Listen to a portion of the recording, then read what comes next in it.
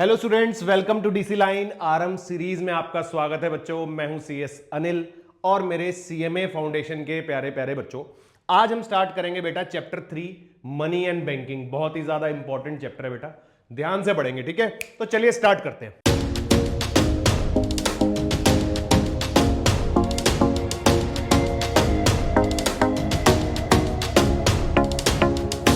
तो चलो बच्चों देखते हैं क्या क्या है चैप्टर में। सबसे पहले बात करते हैं बेटा, जब मनी एंड बैंकिंग की बात होती है तो अगर हम इसकी हिस्ट्री में जाएं तो मनी तो बाद में आया, उससे पहले क्या चलता था बेटा, बार्टर सिस्टम वर्क करता था, right. Barter system was there, जिसके अंदर गुड्स के बदले गुड्स एक्सचेंज होते थे। बट कुछ प्रॉब्लम थी, तभी तो मनी इंट्रोड्यूस हुआ। अगर प्रॉब्लम ना होती तो बार्टर सिस्टम से ही काम चलता रहता। क्या प्रॉब्लम थी? हमें एग्जैक्ट वो पर्सन चाहिए जिसकी नीड वाली चीज हमारे पास हो और हमारी नीड वाली चीज उसको चाहिए हो, यानी कि डबल कोइंसिडेंस ऑफ वांट। उसके अलावा ज्यादातर जो एक्सचेंज होता था चीजों का वो पेरिशेबल आइटम्स का होता था, मींस आप उनको ज्यादा समय तक के लिए स्टोर नहीं कर सकते थे। फिर उसके बाद हम कह सकते हैं कि आप किसी चीज की वैल्यू नहीं बता सकते थे कि कौन सी चीज ज्यादा वैल्यूएबल है, कौन सी कम वैल्यूएबल है। कोई कॉमन मेजर ऑफ वैल्यू भी नहीं था, राइट। उसके अलावा हम कह सकते हैं बेटा कि आप स्टोर, मतलब आप ये कह सकते हो कि फ्यूचर के लिए आप पेमेंट को ट्रांसफर नहीं कर सकते थे, ऑन द स्पॉट ही करना है। कि डेफर्ड पेमेंट वाला बेनिफिट, जैसे कि क्रेडिट फैसिलिटीज आपको मनी में मिल जाती है, वो बार्टर सिस्टम में नहीं थी, राइट। तो ये सब प्रॉब्लम्स थी जो हमें फेस करनी पड़ी बार्टर सिस्टम में, और जिसकी वजह से हमारा मनी इंट्रोड्यूस हुआ, ठीक है ना। यहां पर आप देख सकते हैं एक बारी, lack of double coincidence of want. पहले तो बार्टर सिस्टम क्या है, exchange of goods and services directly without using money, है ना। फिर क्या हुआ, डबल कोइंसिडेंस ऑफ वांट, जिसके अंदर both parties must want what the other offers, ठीक है बच्चों। Lack of store of value, store नहीं कर सकते थे क्योंकि ज्यादातर आइटम जो थे वो पेरिशेबल गुड्स के रिलेटेड होता था, right. Can not be stored for future exchange. Indivisibility, जैसे कि अब आप मनी को डिवाइड कर देते हो स्मॉलर वैल्यूज में according to the value of the goods and services, पहले नहीं कर सकते थे, राइट। क्योंकि जैसे मान लो किसी एनिमल की बात करें तो आप उसको डिवाइड नहीं कर सकते ना स्मॉलर ट्रांजेक्शन में, वो पूरा ही देना पड़ेगा उठा के। जो भी चीज आप एक्सचेंज कर रहे हो वो पूरी की पूरी एक साथ एक्सचेंज होगी, पार्ट्स में नहीं हो सकती थी, राइट। फिर no common measure of value, आप चीजों की वैल्यू नहीं बता सकते थे, अभी हमने डिस्कस किया। No standard unit to compare the value of different goods, ठीक है बच्चों। डिफिकल्टी इन डेफर्ड पेमेंट, यानी कि आप पेमेंट को फ्यूचर में ट्रांसफर नहीं कर सकते थे। Future payments are risky due to value fluctuations, future payments नहीं कर सकते थे। अब तो आप कर सकते हो कि अभी आप गुड्स एंड सर्विसेज यूज कर लेते हो और उसकी पेमेंट बाद में भी कर सकते हो, लेकिन पहले ऐसा नहीं था, ठीक है बच्चों। चलो अब इवोल्यूशन एंड डेफिनेशन, कैसे कैसे मनी इवॉल्व हुआ और कौन कौन सी डेफिनेशंस लोगों ने दी।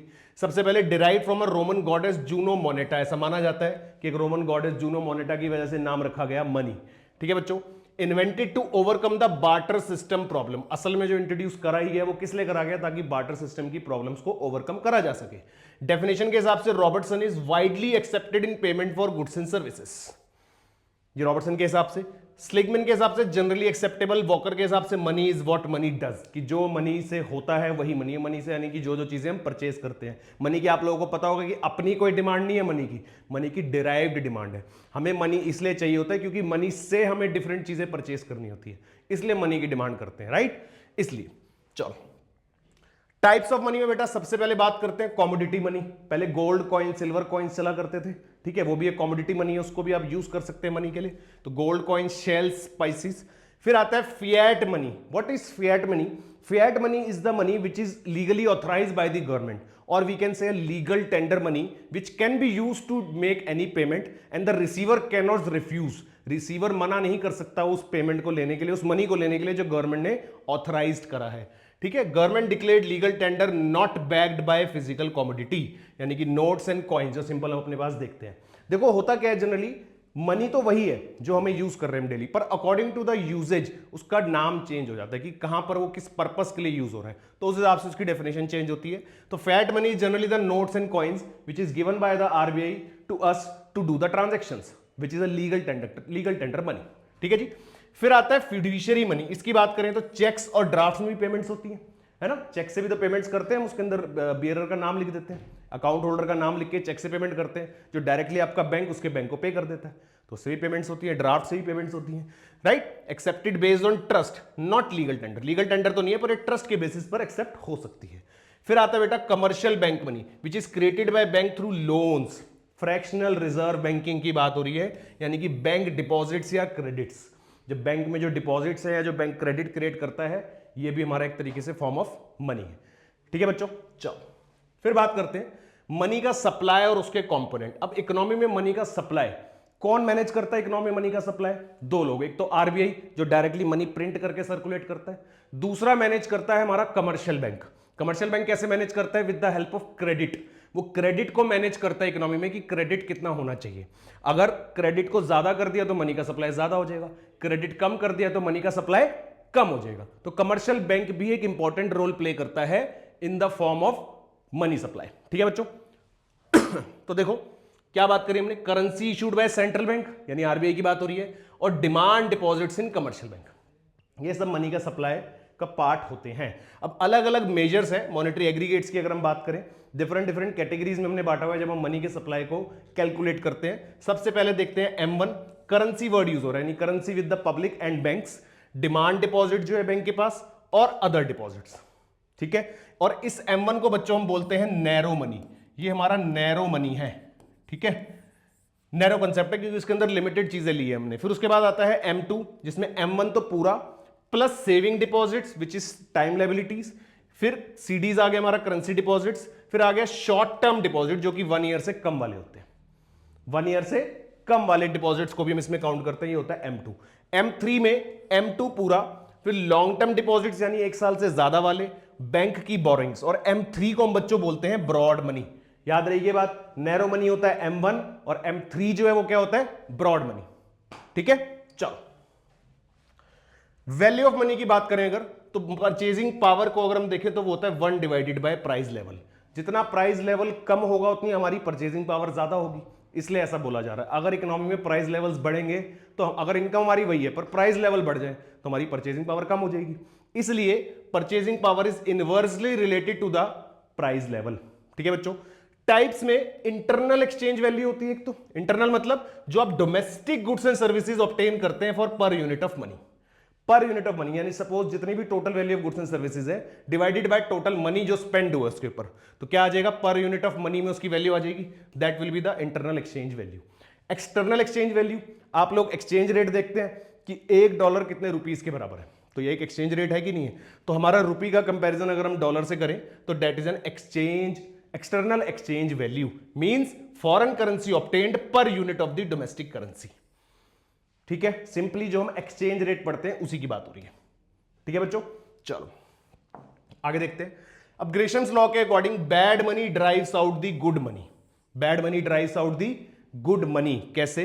If both paper and metal coin circulate, अगर मेटल और पेपर कॉइन दोनों सर्कुलेट होंगे तो people hold the more valuable metal and use the paper. तो बेसिकली ये जो टर्म यूज हुई है इसका मतलब क्या है यहां पर कि बैड मनी यानी कि अगर गलत तरीके से भी मनी सर्कुलेट हो रहा है तो उससे भी मनी का सप्लाई में तो ऐड हो ही रहा है इकोनॉमी में, राइट? मनी के सप्लाई में तो ऐड हो ही रहा है ना किसी तरह, तो इसलिए बोला जा रहा है कि दोनों अगर पेपर और मेटल कॉइन सर्कुलेट होते हैं तो people will hold the valuable metal और यूज करेंगे किसको? पेपर मनी को। ठीक है बच्चों, चलो quantity theory of money, most important topic किसने दिया था? हमारे इरविन फिशर भाई साहब ने, पूरा नाम है इनका इरविंग फिशर। ठीक है जी, इन्होंने कंसेप्ट दिया quantity theory of money. According to him कि जो भी मनी सप्लाई है वो इकोनॉमी में मनी की डिमांड से कह सकते हैं डायरेक्टली प्रोपोर्शनल है, या फिर दूसरे तरीके से कि जितना भी मनी का सप्लाई बढ़ेगा उतना ही इकोनॉमी में प्राइस लेवल भी बढ़ेगा। अगर हम मनी के सप्लाई को डबल कर दें तो प्राइस लेवल भी डबल हो जाएगा इकोनॉमी में, ऐसा कहना था इरविंग फिशर का in the quantity theory of money, जिसका फॉर्मूला एक स्टेटमेंट इन्होंने ये दी कि mv is equals to pt, यानी m का मतलब यहां पर मनी का सप्लाई, v हो गया वेलोसिटी जिसको कि हम एक कांस्टेंट वैल्यू मानते हैं, जिसका मतलब होता है कि किस तेजी से मनी सप्लाई हो रहा है, what is the speed of money supply. तो velocity is the circulation, how often the money changes hands, कितनी तेजी से मनी एक से दूसरों के पास जा रहा है, दैट इज वेलोसिटी। एक फिक्स वैल्यू मान सकते हैं इसको। p हो गया प्राइस लेवल और t हो गया हमारी ट्रांजैक्शन कितनी हो रही है टोटल। ठीक है, तो ट्रांजैक्शन को भी हम इसके अंदर बेटा एक कांस्टेंट मान लेते हैं और v को भी हम क्या मानते हैं? कांस्टेंट। तो अगर ये दोनों कांस्टेंट है तो हमारा m जितना बढ़ेगा तो कह रहे प्राइस भी उतना ही बढ़ जाएगा। तो सीधा इसका अगर आप वैसे लॉजिक समझो, जितना इकोनॉमी मनी का सप्लाई बढ़ेगा तो परचेजिंग पावर लोगों की बढ़ जाएगी, तो हम प्राइस लेवल को भी क्या करेंगे? बढ़ा देंगे। ठीक है, प्राइस लेवल को भी क्या करेंगे? बढ़ा देंगे, उसी अकॉर्डिंग प्रोपोर्शनेटली बढ़ जाएगा। तो इसलिए बोला जाता है कि मनी का supply will be equal to money की डिमांड। ठीक है बच्चों, तो टोटल ट्रांजैक्शन आउटपुट भी बढ़ जाएगा। चलो अब एक और चीज अगर मैं उसमें ऐड करूं, वैसे तो ओरिजिनल इक्वेशन इरविंग फिशर की थी ये, ठीक है, लेकिन बाद में इसने क्या करा, एक अपना एक एक्सपेंडेड वर्जन बनाया अपनी थ्योरी का, जिसमें कि जो यहां पर मनी का सप्लाई था ना, वो हम बात कर रहे थे सिर्फ कि जनरल पब्लिक के पास जो पैसा, और वेलोसिटी भी उन्हीं की, एक हाथ से दूसरे हाथ में कितना पैसा मूव कर रहा है, किस स्पीड से, ये था एमवी। बाद में इसने क्या करा, जो बैंक्स के पास पैसा है और जो बैंक्स के अंदर सर्कुलेट होता है पैसा, उसको भी इंक्लूड कर दिया। तो उसकी फाइनल इक्वेशन जो बनी वो कुछ ये थी, MV plus M dash V dash will be is equals to PT, ठीक है, M dash V dash is equals to P into T. यानी कि पहले सिर्फ M V is equals to PT था, बाद में M V plus M dash V dash. ये जो एम डैश वी डैश है ये क्या है, money supply with the banks, और वी डैश क्या है, velocity of the money in the banks, जो मनी का सर्कुलेशन बैंक्स में होता है उसको बोला गया वी डैश। तो दोनों को मिला के भी ये किसके इक्वल आएगा, पीटी के। ये एक्सपेंडेड वर्जन के अकॉर्डिंग इक्वेशन है इरविंग फिशर की क्वांटिटी थ्योरी ऑफ मनी में, ठीक है बच्चों। चलो क्या क्या कंक्लूजन निकला इससे, डायरेक्ट एंड प्रोपोर्शनल रिलेशनशिप बता दी मैंने आपको एम और पी का। इनवर्स रिलेशनशिप हो सकता है money supply and value of money. अच्छा, जो चेन है उसको समझते हैं जरा, क्या बात हो रही है यहां पर, कि देखो वैल्यू ऑफ मनी मतलब जितना ज्यादा मनी का सप्लाई बढ़ेगा उतना प्राइस लेवल बढ़ेगा, ये हमने समझ लिया कि एम बढ़ेगा तो इसके रिजल्ट में क्या बढ़ेगा, प्राइस लेवल। लेकिन बच्चों ऐसा होने से क्या हो जाएगा, जो वैल्यू ऑफ मनी है वो कम हो जाएगी इकोनॉमी में। क्या बोला हमने, value of money will reduce. तो कह सकते हैं कि मनी का सप्लाई और value of money inversely related हो गया। जितना ज्यादा इकोनॉमी में पैसा इंजेक्ट हो गया तो वैल्यू ऑफ मनी कहीं ना कहीं क्या हो जाएगी, रिड्यूस हो जाएगी। तो वैल्यू ऑफ मनी और मनी सप्लाई और वैल्यू ऑफ मनी में इनवर्स रिलेशन। फिर inverse relationship between price level and value of money, वही सेम बात, जब ये दोनों बढ़ रहे हैं और ये कम हो रहा है तो इसके साथ भी इनवर्स रिलेशन है। क्लियर है। चलो जी, एजम्पशन में मैंने आपको बता दिया कि V कांस्टेंट है, T हमारा कांस्टेंट है, फुल इंप्लॉयमेंट मानी जाती है। रीजन ये है कांस्टेंट होने का कि हम क्या मानते हैं इकोनॉमी में, full employment. Money is used only for transactions, मतलब ये भी एजम्पशन है हमारी कि हम ये मान रहे हैं कि हम कोई सेविंग नहीं कर रहे इकोनॉमी में, ना कोई खास किसी तरह की इन्वेस्टमेंट कर रहे हैं, हम सिर्फ और सिर्फ उसको ट्रांजैक्शन पर्पस के लिए यानी कि purchase of goods and services के लिए ही यूज कर रहे हैं। ये हमारी एजम्पशन है। क्रिटिसाइज करा गया इसको, too abstract ignores how M affects P, मतलब गलत माना गया कि इतनी एजम्पशन के बेसिस पर आप कैसे मान सकते हो। एज्यूम्स फुल एम्प्लॉयमेंट, जो कि एक्चुअल में नहीं है, एक अनरियलिस्टिक सिचुएशन है। Ignores the other roles of money, money के और भी तो चीजें होती है, मनी से और भी तो बहुत कुछ होता है इकोनॉमी में, राइट। तो इसलिए तीनों एजम्पशंस के बेसिस पर इस थ्योरी को कहीं ना कहीं क्रिटिसाइज करा गया। ठीक है बच्चों, चलो कैम्ब्रिज, ये उसके बाद एक नेक्स्ट आया कैम्ब्रिज। कैम्ब्रिज के अंदर बहुत सारे अलग अलग इकोनॉमिस्ट लाइक एल्फ्रेड मार्शल, अगर आप देखना चाहते हैं इसके अंदर, एल्फ्रेड मार्शल था हमारे पास, और एक था एसी पिगू।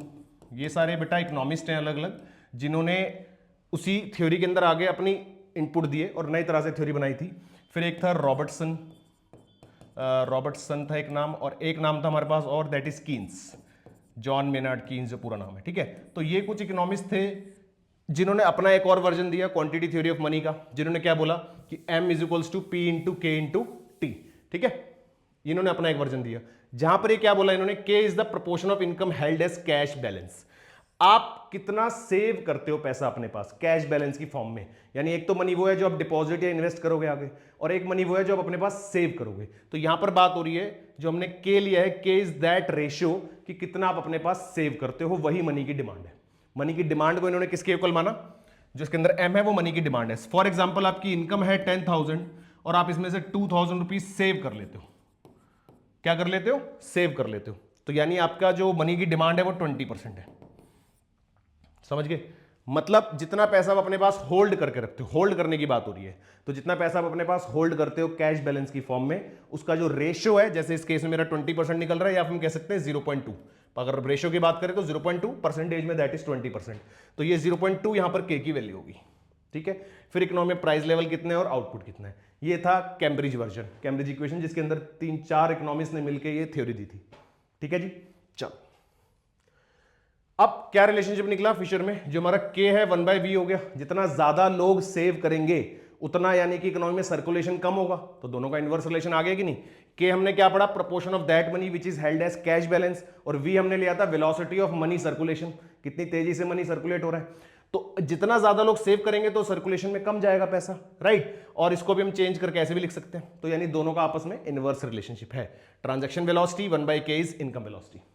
ठीक है बच्चों, चलो किन्जियन व्यू के हिसाब से money supply affects the interest rates. अब जो किन्जियन व्यू था, किन्जियन व्यू में तीन तरह के जो मोटिव्स होते हैं मनी के, उसको रेलेवेंस दी गई थी। कौन कौन से तीन मोटिव बच्चे? एक तो हम कह सकते हैं कि हमारे को मनी के जो तीन मोटिव्स हैं वो कौन कौन से हैं, किस लिए मनी चाहिए होता है। तो एक तो हमें चाहिए होता है ट्रांजैक्शन मोटिव। किस लिए होता है? ट्रांजैक्शन मोटिव, पूरा नहीं लिख रहा। दूसरा हो सकता है हमारे पास प्रिकॉशनरी, लिख लेते हैं दूसरा, प्रिकॉशनरी मोटिव, ठीक है बच्चों। तीसरा होता है स्पेक्युलेटिव मोटिव। स्पेक्युलेटिव मतलब जब आप इन्वेस्ट करके पैसे को मल्टीप्लाई करना चाहते हो। तीनों समझते हैं। जब भी हम मनी की डिमांड करते हैं तो या तो हमें मनी चाहिए होता है day to day transactions purpose के लिए, चाहे वो इंडिविजुअल हो, फर्म्स हो, बिजनेस हो, किसी को भी हो। दूसरा चाहिए होता है प्रिकॉशनरी मोटिव, यानी for in the situations of uncertainties हमें मनी को बचा के रखना होता है। फॉर अनफोर्सीन इवेंट्स या अनसर्टेन इवेंट्स या अनसर्टेन एक्टिविटीज के लिए हमें बचा के रखना होता है पैसा, ठीक है। और तीसरा मनी की डिमांड हम करते हैं स्पेक्युलेटिव पर्पस के लिए, यानी कि उसको फर्दर इन्वेस्ट करके मल्टीप्लाई करने के लिए। जैसे कि लोग इन्वेस्टमेंट्स करते हैं रेगुलर बेसिस पर, म्यूचुअल फंड्स, एसआईपीस करते हैं, तो वो स्पेक्युलेटिव मोटिव हो गया, समझ गए। अब जो स्पेक्युलेटिव मोटिव है मेनली ये हमारा इंटरेस्ट रेट से अफेक्ट होता है बच्चों। किससे अफेक्ट होता है? इंटरेस्ट रेट से। और ये कीन्स का कहना था कि मनी की डिमांड में एक इंपॉर्टेंट फैक्टर है जो इंटरेस्ट रेट से अफेक्ट होता है। तो देखो, money supply affect the interest rate. Money के सप्लाई से इंटरेस्ट रेट अफेक्ट होगा। पहले तो मनी का सप्लाई बढ़ेगा तो इंटरेस्ट रेट क्या हो जाएंगे? कम हो जाएंगे, जिससे इन्वेस्टमेंट्स बढ़ेगी और इनकम या डिमांड बढ़ेगी, और which leads to increase in price level. और जब प्राइस लेवल बढ़ जाता है तो वैल्यू ऑफ मनी कम हो जाती है, ठीक है। Interest rates play an dominant role in determining the money's value. तो यानी कि इंटरेस्ट के रेट से, जिससे कि हमारी स्पेक्युलेटिव डिमांड, स्पेक्युलेटिव मोटिव भी अफेक्ट होता है, वो इंटरेस्ट रेट एक इंपॉर्टेंट रोल प्ले करता है मनी की वैल्यू में, ऐसा कहना था किन्जन का, ठीक है जी। चलो, अब इन्फ्लेशन तो पता ही है क्या होता है। अभी तक हमने क्या पढ़ा इन्फ्लेशन के बारे में? Rise in prices. जो बेसिक मीनिंग है इन्फ्लेशन का वो क्या है? इकोनॉमी में प्राइसेस का बढ़ना, दैट इज इन्फ्लेशन, ठीक है। लेकिन कितने तरह के होता है, किस किस वजह से होता है इन्फ्लेशन, ये इंपॉर्टेंट टॉपिक है आपके लिए। पहले देखते हैं, persistent rise in general price level over a time, that is fall in the money value. कहीं पर भी अगर आपको दिख जाएगी प्राइस लेवल बढ़ रहा है तो उसका मतलब मनी की वैल्यू क्या हो रही है बच्चों? कम हो रही है, ठीक है ना। तो किस किस रीजन की वजह से इन्फ्लेशन होता है? सबसे पहला देखेंगे डिमांड पुल इन्फ्लेशन, यानी कि इकोनॉमी में डिमांड को पुल करा जा रहा है, डिमांड को खींचा जा रहा है ऊपर की तरफ। खींचने का मतलब क्या हो गया? बढ़ाया जा रहा है जबरदस्ती। मतलब डिमांड पहले से ज्यादा नहीं थी, पहले ऑलरेडी स्टेबल थी जो भी थी, अब उसको बढ़ाया जा रहा है डिमांड को।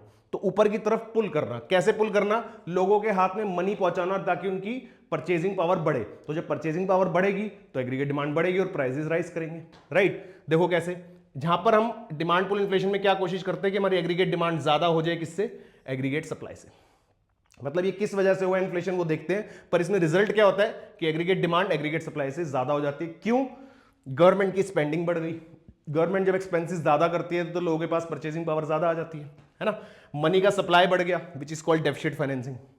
जब आरबीआई उतना अमाउंट ऑफ मनी प्रिंट कर देता है जितना ऑलरेडी इकोनॉमी में डेफिसिट चल रहा है, या फिर पॉपुलेशन इंक्रीज की वजह से, जब लोग ज्यादा हैं तो ज्यादा डिमांड होगी, टैक्स में कमी हो गई, डिस्पोजेबल इनकम लोगों की बढ़ गई, तो this is called demand pull inflation. Demand को पुल करके ऊपर लाया गया और जिससे इन्फ्लेशन हो गया, ठीक है बच्चों।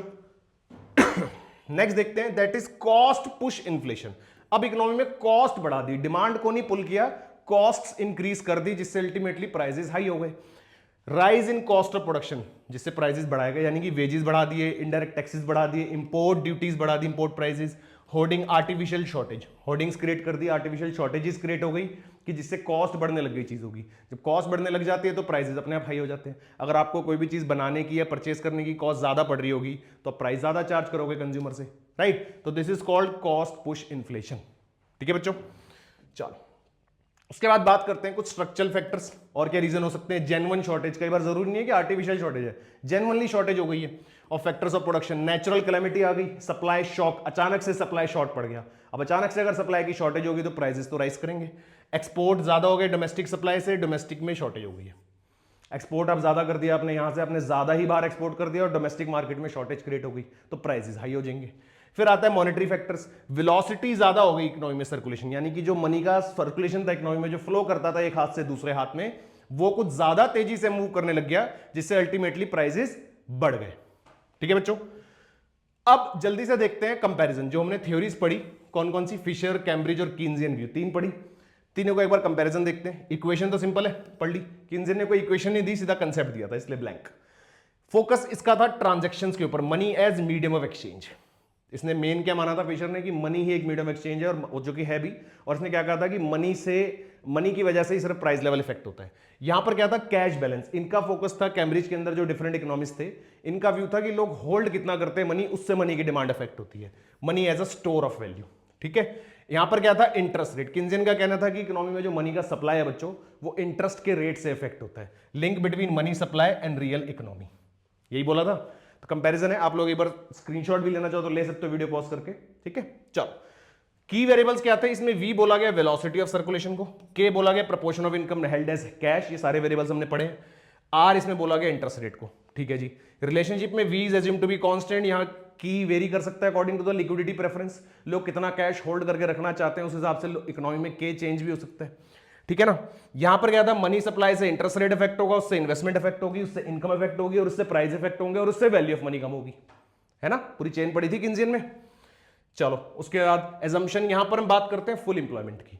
इधर है कोई स्ट्रिक्ट फुल इंप्लॉयमेंट एजम्पशन नहीं है, इधर है under employment possible, money affects the output before prices, यहां पर अंडर इंप्लॉयमेंट भी हो सकती है बच्चों।